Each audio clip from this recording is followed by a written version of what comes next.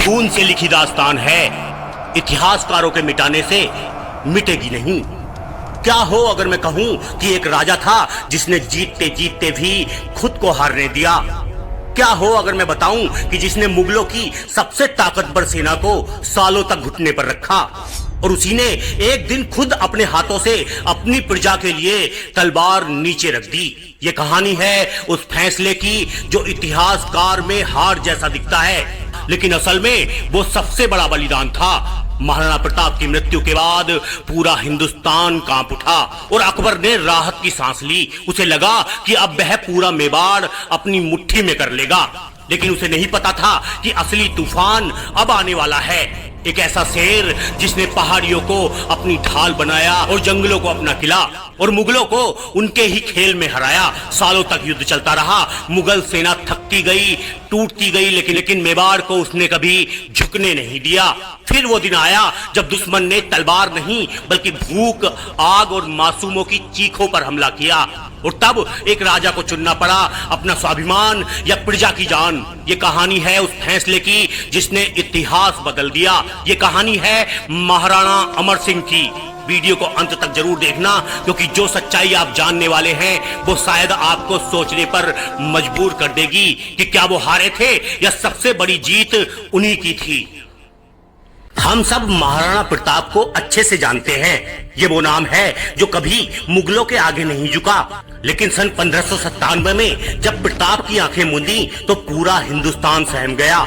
सवाल था, क्या मेवाड़ अब भी खड़ा रहेगा या अकबर का सपना सच होगा। जवाब मिला प्रताप के उस बेटे से जिसने मुगल सल्तनत की ईंट से ईंट बजा दी।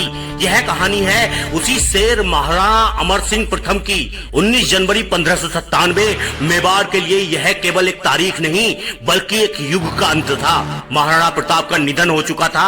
अरावली की हवाओं में एक अजीब सी खामोशी थी। दिल्ली के मुगल दरबार में जहां अकबर बैठा था वहां एक दबी हुई राहत महसूस की गई। अकबर को लगा कि जिस दीवार से उसका सर टकराकर लहूलुहान हो जाता था वह दीवार अब गिर चुकी है। उसे लगा कि मेवाड़ का सूरज डूब गया है और अब अंधेरा छा जाएगा। मुगलों को उम्मीद थी कि प्रताप के बाद मेवाड़ बिखर जाएगा, सामंत आपस में लड़ मरेंगे और अंततः मेवाड़ मुगल सल्तनत का हिस्सा बन जाएगा। लेकिन उन्हें अंदाजा नहीं था कि प्रताप ने अपने पीछे जो उत्तराधिकारी छोड़ा है वह कच्ची मिट्टी का नहीं बल्कि उसी फौलाद का बना है जिसने हल्दी घाटी में खून बहाया था। अमर सिंह का जन्म 1564 में चित्तौड़गढ़ के किले में हुआ था। जब वे 1597 में गद्दी पर बैठे तो वे 33 वर्ष के युवा थे, लेकिन उनका अनुभव किसी बुजुर्ग सेनापति से कम नहीं था। उन्होंने बचपन महलों में नहीं बल्कि जंगलों और गुफाओं में बिताया था। उन्होंने अपने पिता के साथ भूख देखी थी, संघर्ष देखा था और स्वतंत्रता की कीमत पहचानी थी। जब राज तिलक हुआ तो उनके सिर पर फूलों का ताज नहीं बल्कि कांटों का ताज रखा गया। राज्य का खजाना पूरी तरह खाली था। दशकों के युद्ध ने मेवाड़ की आर्थिक कमर तोड़कर रख दी थी। खेत उजड़ चुके थे, व्यापार ठप था। कई सामंत और सरदार लगातार युद्ध से थक चुके थे। सीमाओं पर मुगल सेना गिद्ध की तरह मंडरा रही थी। बस एक मौके की तलाश में अकबर ने अमर सिंह को परखने के लिए कूटनीतियों का जाल फेंका। अकबर ने कई दूत भेजे, शांति प्रस्ताव भेजे और आधीनता स्वीकार करने के बदले भारी धन दौलत और मनसब देने का लालच दिया। यह अमर सिंह के लिए सबसे आसान रास्ता था। बस एक बार सिर झुकाओ और जिंदगी भर ऐश करो। लेकिन अमर सिंह ने वह रास्ता चुना जो उनके पिता का था, संघर्ष का रास्ता, स्वाभिमान का रास्ता। उन्होंने अकबर के सारे प्रस्तावों को ठुकरा दिया और ऐलान कर दिया कि जब तक शरीर में रक्त की एक बूंद भी है मेवाड़ स्वतंत्र रहेगा। अकबर का धैर्य जवाब दे गया। सन 1599 ईस्वी में प्रताप की मृत्यु के 2 साल बाद अकबर ने अपने बेटे शहजादा सलीम को, जो बाद में जहांगीर के नाम से पहचाना गया, और अपने सबसे भरोसेमंद सेनापति राजा मान सिंह को एक विशाल सेना के साथ मेवाड़ भेज दिया।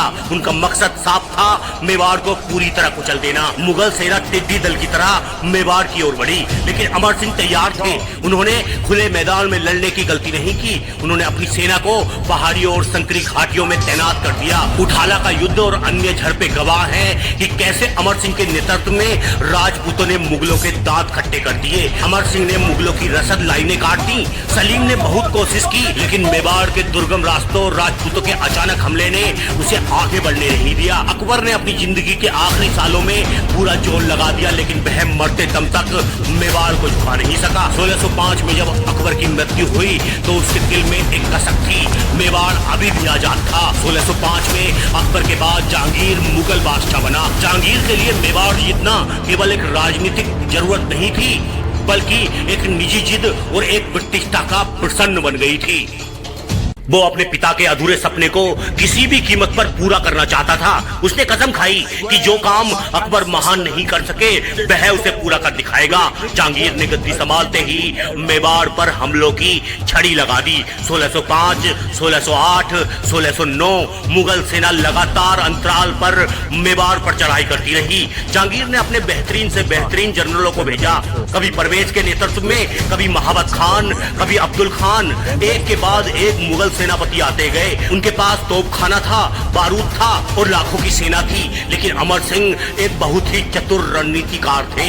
वे जानते थे कि मुगलों की इस विशाल सेना से आमने सामने की टक्कर लेना आत्महत्या होगी। इसीलिए उन्होंने अपने पिता की छापामार युद्ध गोरिल्ला वॉरफेयर नीति को अपना सबसे बड़ा हथियार बनाया। अरावली की पहाड़ियां उनका अवैध किला बन गयी। मुगल सेना जैसे ही मेवाड़ की संकरी घाटियों से घुसती, उन पर पत्थरों, तीरों और भालों की वर्षा होती। इससे पहले कि मुगल संभल पाते, राजपूत गायब हो जाते। अमर सिंह ने मुगलों को थकाने की नीति बनाई, उनकी रसद काट दी। मुगल सैनिक जो दिल्ली और आगरा के रेशम के बिस्तरों के आदी थे, मेवाड़ के पथरीले जंगलों में भूख और प्यास से तड़प तड़प कर मरने लगे। मेवाड़ की धरती आक्रमणकारियों को निगल कर खा रही थी। अमर सिंह के नेतृत्व में राजपूत और भील योद्धाओं ने मुगलों को इतना परेशान किया कि जहांगीर के बड़े बड़े सेनापति असफल होकर लौटने लगे। मुगल छावनियों में मेवाड़ जाने के नाम से ही खौफ फैल जाता। सैनिकों को लगता था कि वे युद्ध लड़ने नहीं, मरने जा रहे हैं। इन अंतहीन युद्धों के बीच भी अमर सिंह ने सर्जन का काम नहीं रोका। उन्होंने उदयपुर को अपनी राजधानी के रूप में और अधिक सुरक्षित और सुंदर बनाया। आज हम पिछोला झील के किनारे जो भव्य महल देखते हैं, उनमें से कई हिस्सों का निर्माण और विस्तार अमर सिंह के समय में हुआ। उन्होंने प्रशासन में सुधार किए, जहां तक संभव हो सका किसानों को जमीनें दी और व्यापार को बढ़ावा देने की कोशिश की। वे जानते थे कि युद्ध केवल तलवार से नहीं, बल्कि भरे हुए पेट और मजबूत अर्थव्यवस्था से जीता जाता है। उनके शासनकाल में मेवाड़ की वास्तुकला और चित्रकला ने भी नई ऊंचाइयों को छुआ। रागमाला के प्रसिद्ध चित्र इसी दौर में बनाए गए। यह उनकी दूरदर्शिता थी। युद्ध के शोर और बारूद के धुएं के बीच भी उन्होंने संस्कृति के दीपक को बुझने नहीं दिया। लेकिन यह संघर्ष बहुत लंबा खिंचता जा रहा था। लगभग 15 से 16 साल हो चुके थे।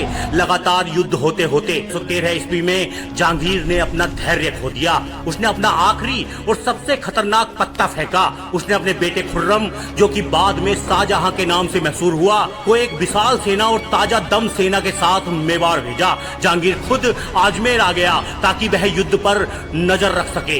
इस बार खुर्रम ने युद्ध की रणनीति बदल दी। उसने सैनिकों के लड़ने के बजाय मेवाड़ की आत्मा पर वार किया। उसने विनाश की नीति अपनाई। खुर्रम ने ठान लिया था कि अगर वे अमर सिंह को युद्ध के मैदान में नहीं हरा सकते तो वे मेवाड़ को रहने लायक नहीं छोड़ेंगे। मुगल सैनिकों ने क्रूरता की सारी हदें पार कर दी। उन्होंने गांव में आग लगानी शुरू कर दी। खड़े खेतों को जला दिया गया ताकि अनाज का एक भी दाना न बच सके। मवेशियों को मार डाला गया या फिर लूट लिया गया। पानी के स्रोतों पर कब्जा कर लिया गया। निर्दोष जनता, औरतें और बच्चों को बंदी बनाया जाने लगा। उनका मकसद अमर सिंह को हराना नहीं, बल्कि मेवाड़ की जनता को तोड़ना था। साल दर साल यह विनाश चलता रहा। मेवाड़ जो कभी हरा भरा था, अब शमशान बनने लगा। लोग दाने दाने को मोहताज हो गए। भुखमरी फैल गई। महामारी ने पैर पसार लिए। वह मेवाड़ जिसने कभी हार नहीं मानी थी, अब अपनी ही संतानों की चीखें सुन रहा था। महाराणा अमर सिंह अब भी लड़ने को तैयार थे। वे अब भी जंगलों में कंदमूल खाकर, घास की रोटियां खाकर संघर्ष जारी रखने का हौसला रखते थे। उनका शरीर थक गया था, पर आत्मा नहीं। लेकिन एक राजा के लिए सबसे बड़ा दुख अपनी प्रजा को अपनी आंखों के सामने मरते हुए देखना होता है। उनके सरदार, जिन्होंने पीढ़ियों से मुगलों के खिलाफ तलवार उठाई थी, अब टूट रहे थे। वे अपनी युद्ध की हार से नहीं, बल्कि अपने परिवारों की तड़फ से डर रहे थे। मेवाड़ की जनता, जिसने हर हाल में अपने राजा का साथ दिया था, अब अपनी सहन शक्ति की सीमा पर थी। आखिरकार एक दिन राजकुमार करण सिंह, अमर सिंह के पुत्र और मेवाड़ के प्रमुख सामंतों ने एक गुप्त और भारी मन से बैठक की। उन्होंने देखा कि अगर यह युद्ध और चला तो शायद मेवाड़ का अस्तित्व मिट जाएगा, न लोग बचेंगे, न धर्म बचेगा, न संस्कृति और न ही स्वाभिमान। उन्होंने फैसला किया कि अब संधि एकमात्र रास्ता है। वे सभी महाराणा अमर सिंह के पास गए। वह दृश्य अत्यंत भावुक था। वह वीर सरदार जिनकी तलवारों ने मुगलों का खून पिया था, आज अपने राजा के चरणों में गिरकर रो रहे थे। उन्होंने कहा कि दाजीराज, हम आपके लिए अपनी जान दे सकते हैं, हंसते हंसते कर सकते हैं, लेकिन हमारी और आपकी प्रजा तड़प तड़प कर मर रही है। बच्चों के पास दूध नहीं है, खेतों में अनाज नहीं है। मेवाड़ को बचाने के लिए, उसके भविष्य के लिए हमें थोड़ा झुकना होगा ताकि हम फिर से उठ सकें। अगर हम आज मिट गए तो मेवाड़ का नाम लेने वाला कोई नहीं बचेगा।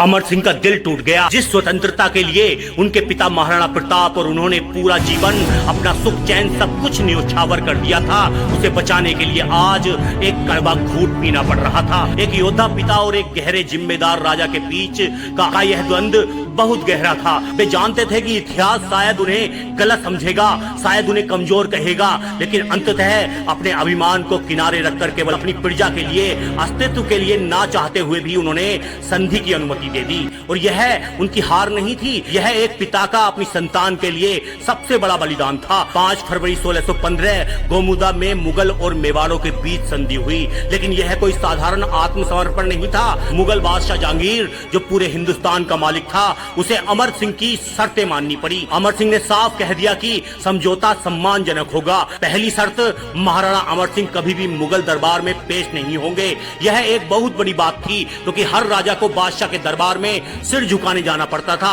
दूसरी शर्त, मेवाड़ का कोई भी डोला, बेटी मुगलों को नहीं दिया जाएगा, और अमर सिंह ने इसे सुरक्षित रखा। तीसरी शर्त, चित्तौड़ का किला वापस मिलेगा। हालांकि मुगलों ने शर्त रखी कि उसकी मरम्मत नहीं होगी। इतिहास में यह पहली बार था जब मुगल बादशाह ने किसी राजा को इतनी छूट दी थी। जहांगीर इतना हताश हो चुका था कि उसे बस मेवाड़ की औपचारिक अधीनता चाहिए थी, चाहे शर्तें कुछ भी हों। उसे बस दुनिया को दिखाना था कि उसने मेवाड़ को जीत लिया। संधि पर हस्ताक्षर करने अमर सिंह खुद नहीं आए, उन्होंने अपने बेटे करण सिंह को भेजा। खुर्रम ने करण सिंह का सम्मान किया। जहांगीर ने अपनी आत्मकथा तुजू के जहांगीर में लिखा है कि मेवाड़ का झुकना उनके जीवन की सबसे बड़ी खुशी थी।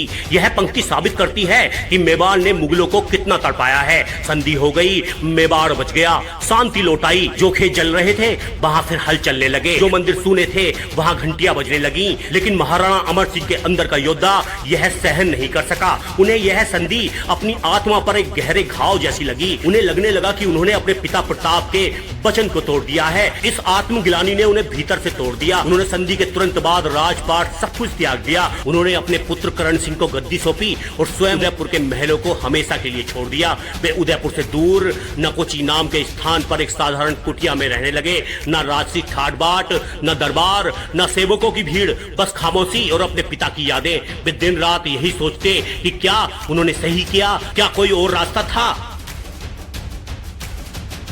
इतिहास गवाह है कि उन्होंने जो किया वह समय की मांग थी। अगर वह संधि ना करते तो मेवाड़ का नामो निशान मिट जाता। उन्होंने झुककर भी मेवाड़ का सर ऊंचा रखा। उन्होंने मुगलों को यह मानने पर मजबूर कर दिया कि राजपूतों को तोड़ा जा सकता है, पर पूरी तरह गुलाम नहीं बनाया जा सकता।